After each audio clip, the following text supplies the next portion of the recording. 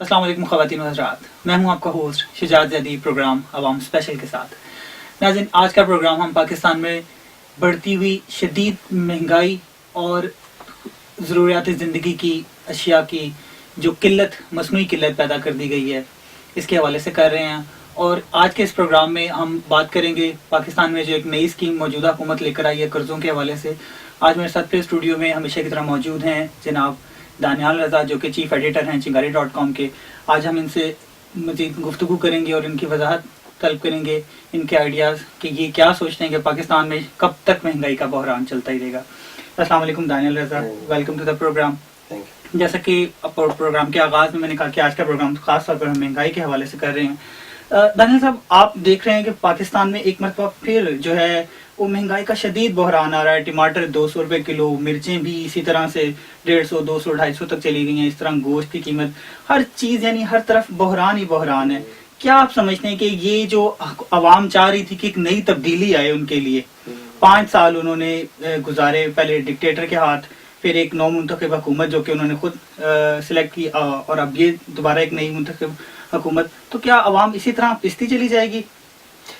पहली तो ये बात है कि अगर आप पाकिस्तान की तारीख का मुताला करें तो 65 साल से पाकिस्तान के अंदर अवाम की हालत बदली नहीं है, बल्कि पहले से ज्यादा बुरी से बुरी तर होती गई।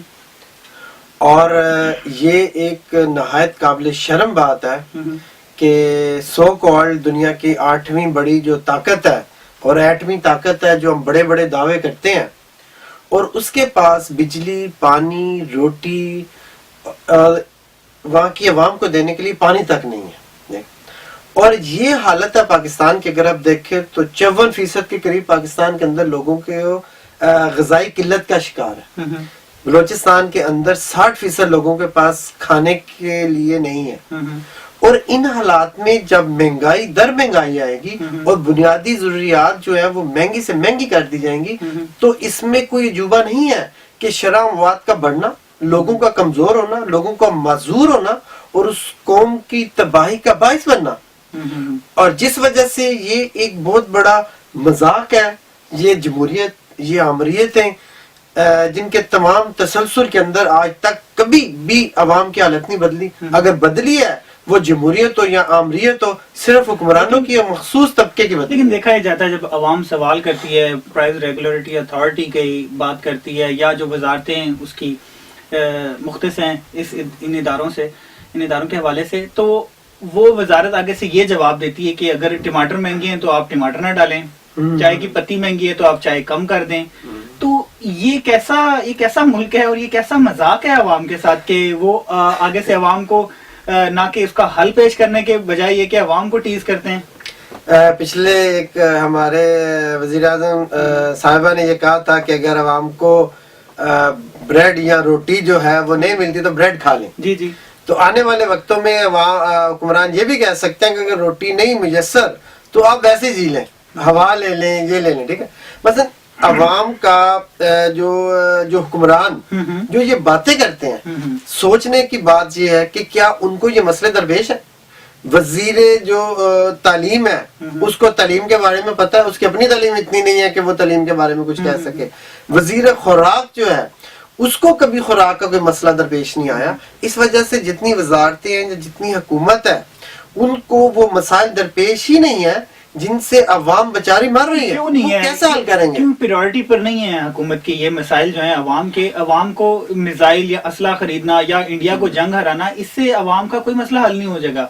ठीक है, जो असल मसले हैं वो अवाम के लिए रोज जीना और रोज मेहनत करना, और जो वो चंद मेहनत करके पैसे कमा कर लाते हैं वो उनके लिए पूरी पड़ती ही नहीं है। तो ये कब तक होता रहेगा कि वो ये महंगाई के चक्की में पिसता ही चला जाएगा और मजीद बहरान, और उसको इन सवालों के जवाब चाहिए। अब मीडिया भी तरक्की कर चुका है, आज की अवाम जो है वो भी लिटरेट हो चुकी है। तो ये किस तरह पॉसिबल है कि अवाम जब अपने बुनियादी हकूक का सवाल करती है तो उसको कोई जवाब नहीं मिलता? देखिए, बहुत ही बुनियादी सवाल है।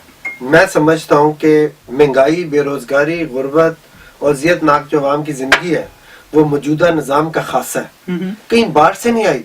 ये मौजूदा निज़ाम की डिमांड्स है जिसके तहत अवाम बेरोजगार हो रही है। अगर अब देखा जाए भूख से मार रही है, बेरोजगार हो रही है या महंगाई है, کیونکہ موجودہ سسٹم کے اندر بنیادی چیز یہ ہے کہ نہ صرف منافع کو قائم رکھا جاتا ہے بلکہ شرح منافع کو، جو کہ اگر پہلے سال 1 لاکھ ہوا تو اگلے سال 2 لاکھ ہونا چاہیے، 3 لاکھ 4، اور یہ اتنا ایک لامحدود ہوس لالچ ہے جس کا کوئی اینڈ نہیں ہے. اور اسی وجہ سے اگر آپ اندازہ لگائیں یا سوچیں کہ جب ایک طرف دولت بڑھ رہی ہے تو لازمی سی بات ہے کہیں دولت کم ہو رہی ہے. اس کا مطلب یہ کہ جو شارٹ سیلنگ ہو رہی ہے اپنی رقم کو یا اپنے جو سرمایہ اس کو دگنا تگنا کرنے کے لیے شارٹ سیلنگ کی جا رہی ہے، چیزوں کو خود رکھ کے خراب کیا جا رہا ہے، اسٹوریج نہ بنیادی طور پر بہتر ہونے کی وجہ یہ بھی ہے. دوسرا یہ کہ وہ چیزوں کو خود ضائع کرتے ہیں، بعد میں جب وہ چیز کی قلت ہو جاتی ہے تو اپنی چیز کو دگنا تگنا کر کے بیچتے ہیں.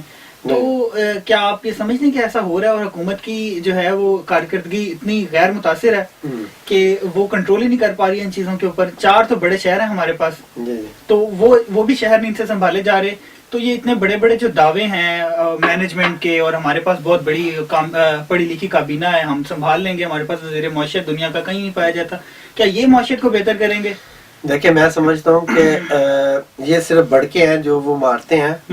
بنیادی مسئلہ ہوتا ہے کہ وہ نظام کیا ہے، وہ کیسے چل رہا ہے اور اس کی کیا ضروریات ہے. اس حوالے سے میں سمجھتا ہوں کہ پاکستان کے اندر جو آج منڈی کا نظام ہے وہ مکمل طور پر فیل ہو چکا ہے.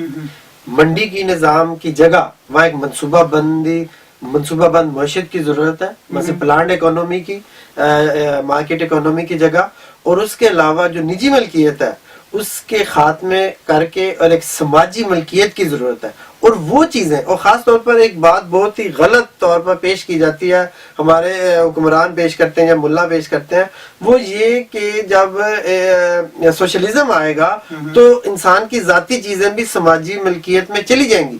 یہ بالکل غلط اور بےہودہ بات ہے، کیونکہ میں سمجھتا ہوں کہ آج جو ایک سند ہے وہ سند اگر 100 بندہ چلا رہا ہے تو ایک بندہ اس سے پروفٹ کما رہا ہے، جبکہ وہ سند چلانے والے 100 بندے ہیں تو وہ ملکیت بھی 100 بندے کی ہے. اور اسی وجہ سے اشتراکی نظام کے اندر جو سماجی دولت ہے وہ سماج کے ہاتھوں میں، اصل ہاتھوں میں چلی جائے گی، اور ذاتی جو چیزیں ہیں وہ انسان کی ذاتی رہیں گی. اس وجہ سے جب تک موجودہ سسٹم یا نظام تبدیل نہیں ہوتا، ایک پلانڈ اکانومی نہیں آتی اور اس کے اوپر مزدوروں کا ایک جمہوری کنٹرول نہیں ہوتا، تب تک آپ پاکستان کی حالت نہیں بدل سکتے. یعنی سوال یہ پیدا ہوتا ہے کہ جو برسر اقتدار کابینہ ہے، جو حکومت ہے، ان کے اختیار میں ہے یہ سب کچھ، مگر وہ جان بوجھ کر نہیں کر رہے. ان کے اختیار میں ہے لیکن وہ یہ کرنا چاہتے نہیں ہیں اور کر نہیں سکتے.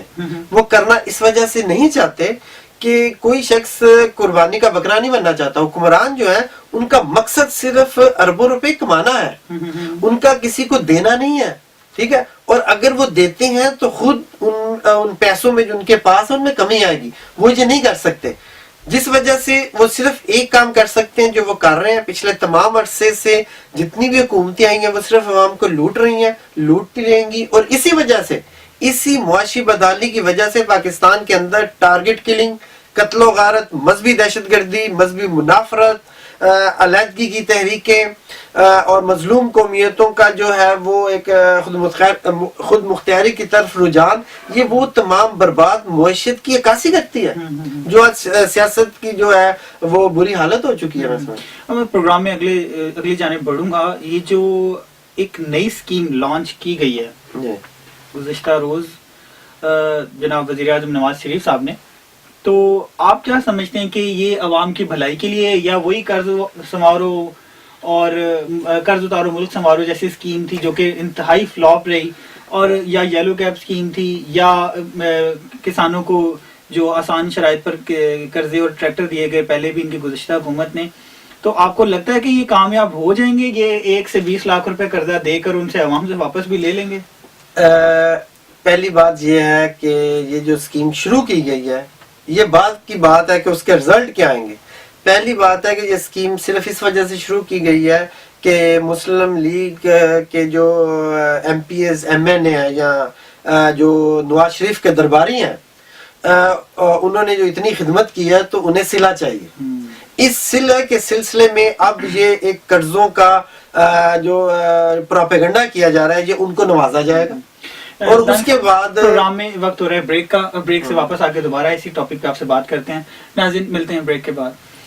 Welcome after the break. جی دانیال صاحب، بات ہو رہی تھی پروگرام میں بریک میں جانے سے پہلے کہ جو ایک نئی اسکیم لانچ کی گئی ہے حکومت کی طرف سے، آپ کو لگتا ہے کہ یہ عوام کی بھلائی کے لیے ہے یا عوام کو مزید مشکلات کی طرف دھکیل دے گی، یا حکومت کامیاب ہو پائے گی چلانے میں؟ جو میں ابھی بات کر رہا تھا کہ نواز شریف نے پاکستان کو مغلیہ سلطنت بنا کے رکھ دیا، اور اکبر پروری کے ذریعے جس طرح وہ ڈی نیشنلائزیشن کر رہا ہے، اداروں کو پرائیویٹ کر کے اپنے عزیز و اقارب کو وہ سستے داموں تحفے دے رہا ہے جو قومی اثاثے ہیں، اسی طرح جو قوم کی دولت ہے اب وہ اپنے ورکروں میں، اپنے خدمت گاروں میں اب وہ بانٹے جا رہے ہیں، جس وجہ اور بعد میں ان کو معاف کرا لیا جائے گا، جس طرح پہلے جو یلو کیپ سسٹم چلا تھا اس میں۔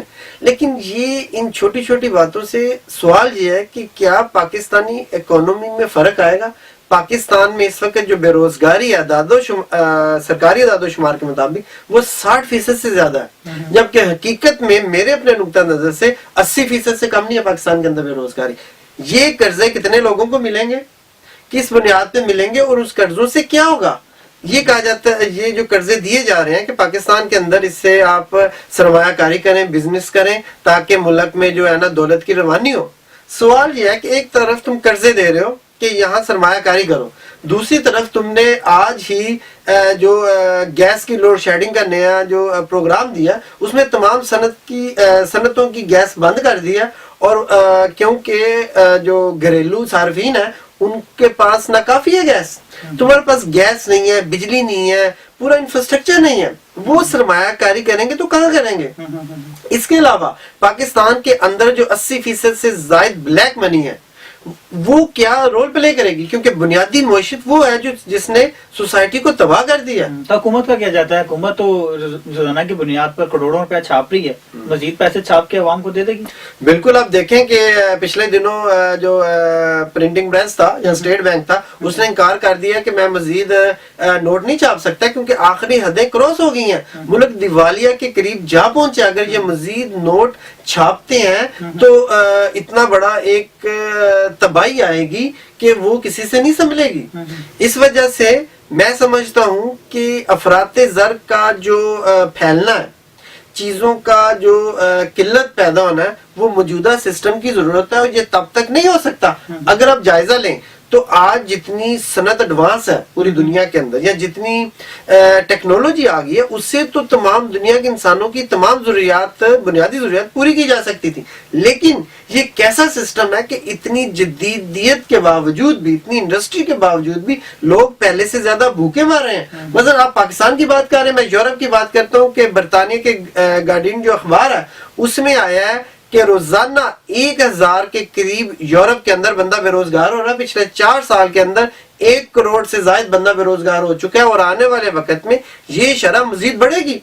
اور جہاں ایک جدید سرمایہ داری ہے اور ایک پسماندہ سرمایہ داری پاکستان کے اندر، نوزیدہ سرمایہ داری کے اندر، آپ جہاں کچھ بھی نہیں ہے وہاں کس طرح سرمایہ کاری کریں گے، وہاں کس طرح لوگوں کو روزگار دیں گے، صنعتیں بنائیں گے، انفراسٹرکچر تعمیر کریں گے؟ پاسبل نہیں ہے۔ یہ صرف اڈاک بیسس کے اوپر ملک چلا رہے ہیں۔ وہ کہتے ہیں نا کہ جو دن گزر جائے وہی اچھا ہے، تو ہمارے حکمران بس یہی کہتے ہیں کہ آج کا دن گزر جائے یہ اچھا، کل پھر دیکھیں گے۔ تو دانیال صاحب، آپ کیا سمجھتے ہیں، آپ کی نظر میں جو حکومت جو اقدامات کر رہی ہے یا جو یہ ٹائم گزار رہی ہے اور جو اپنے اوپر مزید جو ہے وہ اوور ہیڈز بڑھائے چلے جا رہی ہے، قرضوں کا بوجھ بڑھائے چلے جا رہی ہے، ابھی انہوں نے حال ہی میں IMF سے قرضے بھی لیے ہیں، نئی حکومت سلیکٹ ہوتے ہی انہوں نے، یہ شاید ان کے پہلے ہی منشور میں تھی یہ بات، تو ہر ادارہ تباہ، بدحال، بحران کا شکار ہوتا ہی چلا جا رہا ہے۔ تو آپ کیا سمجھتے ہیں کہ حکومت کو اپنی ڈائریکشن کس طرف بدلنی چاہیے، یا سب خرچے ختم کر کے جو ہے وہ صرف عوام کی پریورٹیز جو ہیں ان کے اوپر خرچ کر دینے چاہیے؟ اب ملک کو جو ہے تھوڑا ڈیسٹیبلائز ہو بھی جائے تو خیر ہے۔ آپ کیا سمجھتے ہیں پھر اس کا کیا حل ہے؟ ان کے پاس تو اس بات کا جواب ہے کہ ہم ادھر ٹھیک کرتے ہیں تو ادھر ملک کمزور ہو جاتا ہے۔ میری رائے میں حکومت کی ڈائریکشن بالکل ٹھیک ہے، کیونکہ وہ اپنا مال بنا رہی ہے اور بہترین ہے۔ اصل ڈائریکشن عوام کی خلاف ہے میرا فی الحال۔ اس کی وجہ یہ ہے کہ عوام کے ساتھ سیاسی پارٹیوں نے پچھلی تمام تاریخ میں اتنی غداریاں کی ہیں کہ آج تاریخ کا سب سے بڑا سقوط ہے۔ اگر پاکستان میں دیکھیں تو پاکستانی عوام کی جو آج بدتر حالت ہے وہ 65 سال میں نہیں رہی، لیکن اس کے باوجود عوام آج مزاحمتوں کے لیے، تحریکوں کے لیے بازاروں میں، سڑکوں میں اور چوراہوں میں آنے کے لیے ہچکچا رہی ہے، کیونکہ ان کو پتہ ہے کہ ہماری جتنی قیادتیں ہیں، پیپلز پارٹی کی ہو، مسلم لیگ ہو، کاف، نون، گاف، جتنی بھی یہ اور جتنی یہ مولویوں کی جو انہوں نے 1.5 انچ کی مسجد بنا رکھی ہیں، عوام کو پتہ نہیں ہے، ان کو یقین محکم ہے کہ یہ تمام چور ہیں اور انہوں نے ہمارا کوئی مسئلہ حل نہیں کرنا، ٹھیک ہے، اور عوام کا اعتماد کم ہونے کی وجہ سے وہ تحریکوں میں نہیں آ رہے. لیکن دوسرا سوال یہ ہے کہ لیکن عوام خاموش نہیں رہ سکتے، ہر برداشت کی ایک حد ہوتی ہے اور وہ حد پاکستانی عوام کی بہت قریب ہے، اور جب وہ حد ٹوٹی تو آپ دیکھنا کہ پاکستان سر کے پاؤں کھڑا ہوگا اور عوام گلیوں، بازاروں، چوراہوں میں فیصلہ کریں آپ گے. کون سی حد کی بات کر رہے ہیں جب عوام کو 12 گھنٹے جو ہے وہ بجلی نہیں ملتی ہے اور جو آٹا ہے وہ لائنوں میں لگ کے ملتا ہے، جہاں پر چینی جو ہے وہ شارٹ سیلنگ ہوتی ہے تو چینی 100 روپے سے اوپر چلی جاتی ہے، غریب جو ہیں اپنے بچے بیچ رہے ہیں، عورتوں کی عزت محفوظ نہیں ہے، اور نوجوان جو ہیں وہ ڈگریاں لے کے پھر رہے ہیں، کوئی ان کو روزگار نہیں ملتا. اور آپ کیا سمجھتے ہیں، اور خود کش حملہ آور وہ دہشت گردی کا تو حال آپ پوچھیں ہی نہ کہ جو پاکستان کے ادارے کس قدر کمزور ہو چکے ہیں سیکورٹی کے، تو آپ کیا سمجھتے ہیں اور مزید کیا ہوگا جب وہ عوام باہر نکلیں گے؟ میں سمجھتا ہوں کہ جو معاشی تباہی ہے، اس کا مطلب ہے عوام کو بھی مل رہا ہے سب کچھ، اس لیے عوام خاموش بیٹھی ہوئی ہے؟ نہیں، عوام کو مل نہیں رہا، لیکن مسئلہ یہ ہے کہ عوام، اگر آپ تاریخ میں دیکھیں تو جتنے فلسفر آئے انہوں نے ایک بات کی ہے کہ عوام میں صبر کی حد اتنی لامحدود ہوتی ہے کہ کوئی تصور نہیں کر سکتا. عوام کی اتنی بری حالت ہے لیکن اس کے باوجود وہ خاموش صرف یہ ہیں کہ انہوں نے چیک کیا، انہوں نے دیکھا ہے، ہر ایک کو دیکھ لیا، اور اس کے بعد جب وہ اٹھتے ہیں نا پھر وہ کچھ نہیں دیکھتے. آپ دیکھیں کہ انہوں نے 40 سال ایجپٹ کے اندر انہوں نے بادشاہت دیکھی، تونس کے اندر دیکھی، لیکن جب وہ آئے انہوں نے ہر چیز کو ٹھکرا دیا. ان کو بہت سارے دھوکے دیے گئے، بہت سارے وعدے کیے گئے، لیکن انہوں نے ہر چیز کو ٹھکرا دیا. اسی طرح میں سمجھتا ہوں کہ پاکستان کے اندر پہلے بھی 1968 اور 59 کے اندر جب عوام باہر آئے تھے تو انہوں نے آ کے کیا کیا تھا، انہوں نے آ کے فیکٹریوں میں قبضے آپ کیے کس عوام کی بات کر رہے ہیں؟ اس عوام کی جس نے 78% اس حق میں ووٹ دیا تھا 99 میں کہ نواز شریف کو پھانسی دے دی جائے؟ کس عوام کی بات کر رہے ہیں؟ یہ عوام تو پہلے بھی ٹھکرا چکی ہے. جب نواز شریف کیا منتخب حکومت کو ماشاء اللہ لگایا جنرل پرویز مشرف نے، تو عوام نے تو جب بھی حمایت کا اعلان کیا تھا کہ ٹھیک ہے اس کو بھی پھانسی دے دی جائے، یہ ہے ہی چور، اس نے ہمارے ساتھ ناانصافیاں کی ہیں، دھوکہ دیا ہے، ہمارے پیسے لوٹ کے لے گیا. عوام کا تو رخ جو ہے وہ مجھے نہیں سمجھ آتی وہ کس طرف بدل جاتا ہے. اب وہی عوام ہے جس نے پھر بادشاہ بنا دیا. 10 سال پہلے جو تھا ان کا کیا حال تھا، سلاخوں کے پیچھے تصویریں کھنچوا کے معافیاں مانگ کر کے جو گئے ہیں، اور آج پھر وہ بادشاہ بن گئے ہیں اور آج وہ بدلے کی حکومت لے. مطلب کیا عوام سے کیا ایکسپیکٹ کر رہے ہیں کہ میں سمجھتا ہوں کہ اگر ابھی وہ عوام زندہ ہے، ویسے اگر عوام سے صحیح ووٹ لیا جائے تو میرا خیال جو 60% کیا کہ 60% کہتے تھے نواز شریف کو پھانسی لگا دی جائے، میرا خیال 60% نہیں 100% ہے کہ صرف نواز شریف کو نہیں بلکہ جتنے بھی حکمران ہیں ان سب کو پھانسی لگا دی جائے جنہوں نے ان کی زندگی اجیرن کر دی. لیکن جو الیکشن ہے یہ میں سمجھنا پڑے گا، الیکشن ایک ڈھونگ ہے، یہ الیکشن نہیں ہے، یہ سلیکشن ہے. کیونکہ میں پہلے بھی ایک پروگرام میں اس بات کا ذکر کر چکا ہوں کہ جہاں سوسائٹی ناموار ہوتی ہے، دولت کی جو تفریق ہے بہت وسیع ہوتی ہے، 80% بلیک مارکیٹ ہوتی ہے، سوسائٹی ٹوٹی پھوٹی ہوتی ہے، انفراسٹرکچر نہیں ہوتا، اس کے اندر انصاف، امن، غیر جانبداری، جتنے بھی مقدس لفظ ہیں وہ صرف کتابوں میں ملتے ہیں، عمل میں نہیں ہوتے. آپ کا کیا خیال ہے کہ جو نواز شریف نے جو تمام پچھلے عرصے میں کیا تھا اس کے باوجود عوام اس کو ووٹ دیتے نہیں؟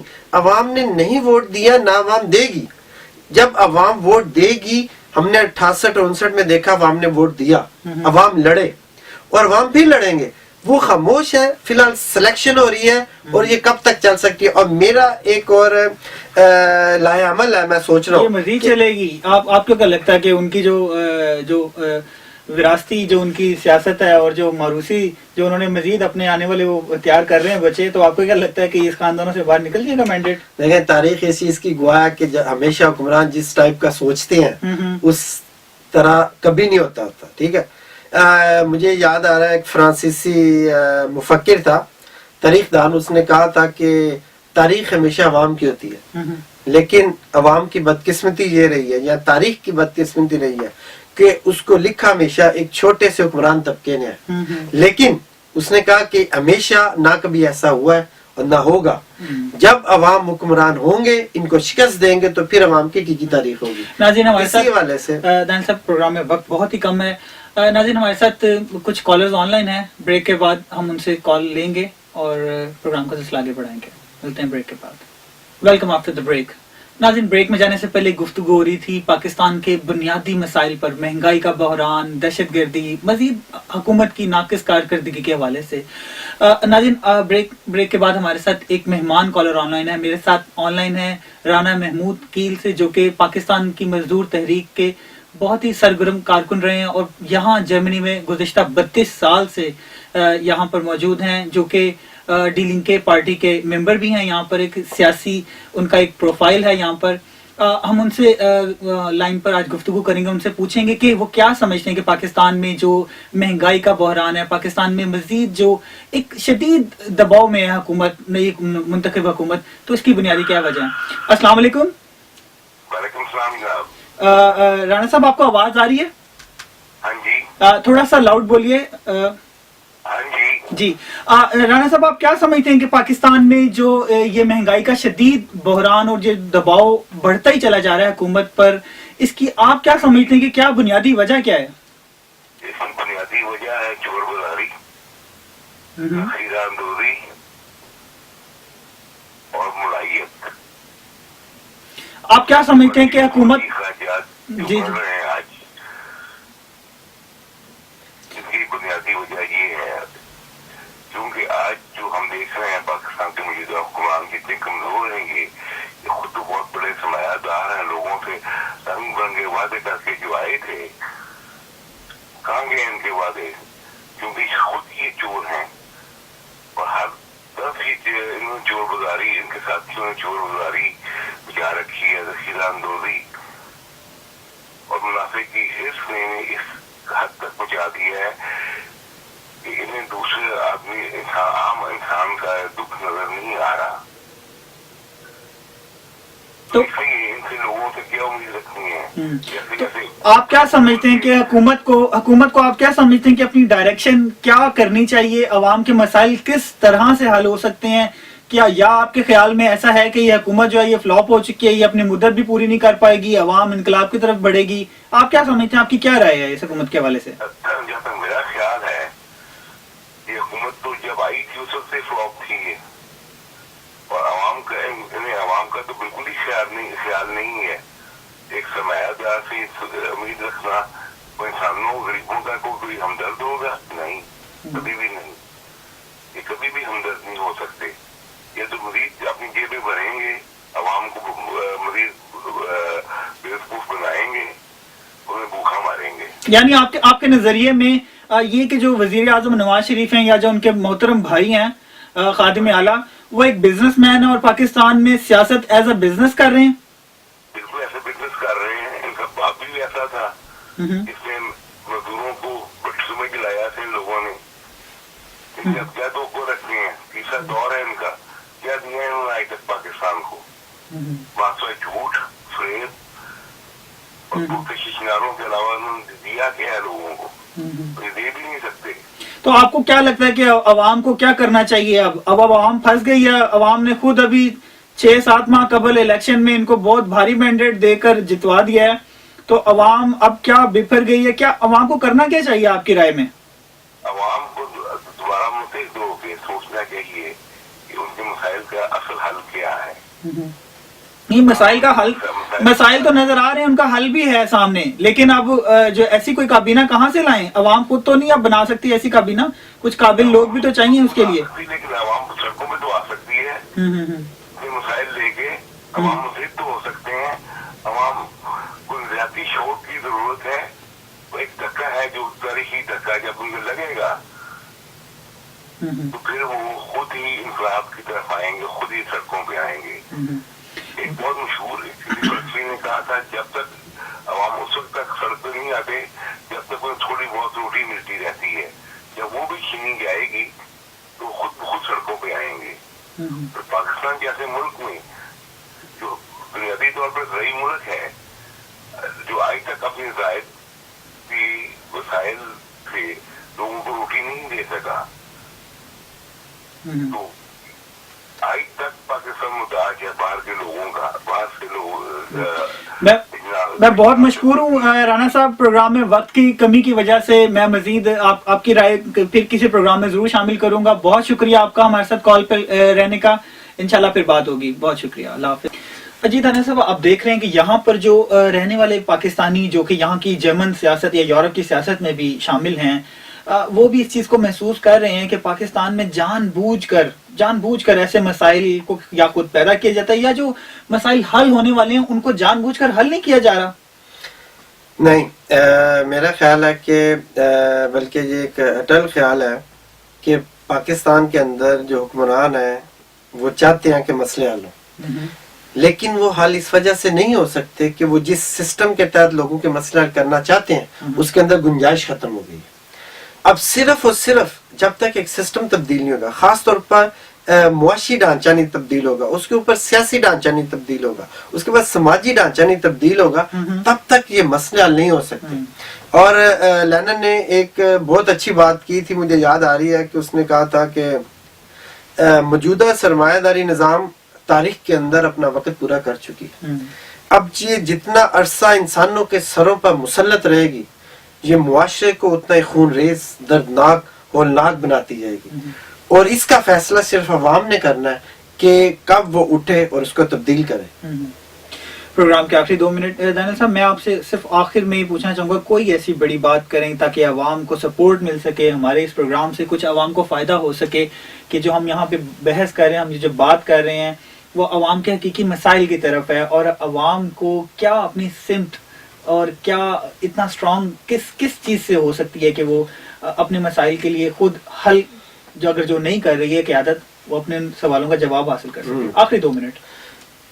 मैं समझता हूँ कि हमेशा इंसान तारीख से सीखता है, और तारीख इस चीज की गवाह है, बल्कि वो साबित करती है कि हमेशा उसी कौम का, उसी खित्ते का और उसी मुल्क के हालात बदले हैं जब वहाँ की अवाम ने, अक्सरियती अवाम ने खुद शऊर हासिल किया और उस शऊर को इकट्ठा करके खुद मुजामत की है। जब तक अवाम अपने मसाइल के खिलाफ खुद इकट्ठी होकर मुजामत नहीं करती, तो मौजूदा हुक्मरानों से तवक्का रखना या किसी मसीहे का इंतजार करना मजीद उनको बर्बाद करेगा, मजीद खून रेजी की तरफ लेके जाएगा।